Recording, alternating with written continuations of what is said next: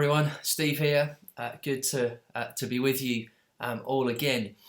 I wonder, after you die, how would you feel about springing back to life in the form of a digital avatar?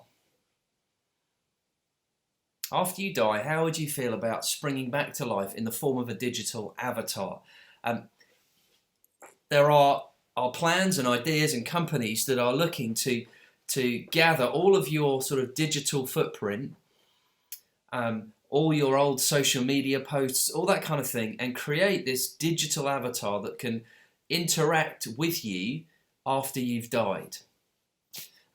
The founder of one of these startups says this: depending on the facts it has collected, the avatar will be able to offer anything from basic biographical data to being an engaging conversational partner. Communicating after death. It's fascinating, isn't it? I mean, I don't know how you feel when you hear that, whether you think that's quite cool or alarming, or you don't quite understand it. But it reflects, doesn't it, this, I think, desire that we all have, that we don't want to die. We don't want death to be the final word. We're constantly trying to cheat death. It reflects this deep desire that I think a lot of us have, if we really stop and pause, that there's more to life than just this earth. It can't be it. And you see, Christianity would say, absolutely. Absolutely that's the case. You see, what that company's offering isn't really life after death. But Jesus offers us the real deal. Life beyond the grave. And in fact, a more glorious and wonderful life than the one that we get to enjoy here on earth. And Jesus is the prototype of that.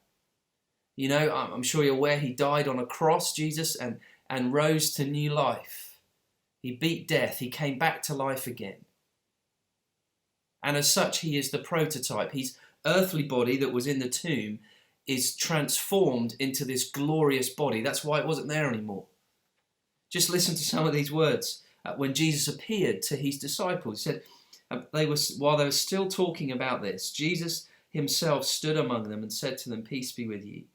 They were startled and frightened, thinking they saw a ghost. He said to them, "Why are you troubled? Why do doubts rise in your minds?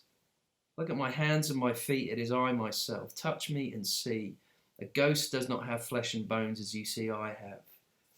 You see, Jesus, his earthly body has been transformed and resurrected into a resurrection body that is very physical, that is very real, that is very tangible, and actually is one that will never see death or decay again.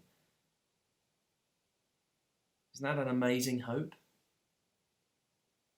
That's why the resurrection of Jesus is the building block, the foundation of Christianity. If that didn't happen, then we have nothing. And so I'd invite you today, if you're listening to this, to think on these things, to reflect and to think, actually, yeah, do I desire something beyond the grave? I don't want death to be the final thing in my life. Well, it doesn't have to be. Because if we take hold of this gift from Jesus and we say yes to him, then we too can be transformed and have these glorious resurrection bodies that will last for eternity.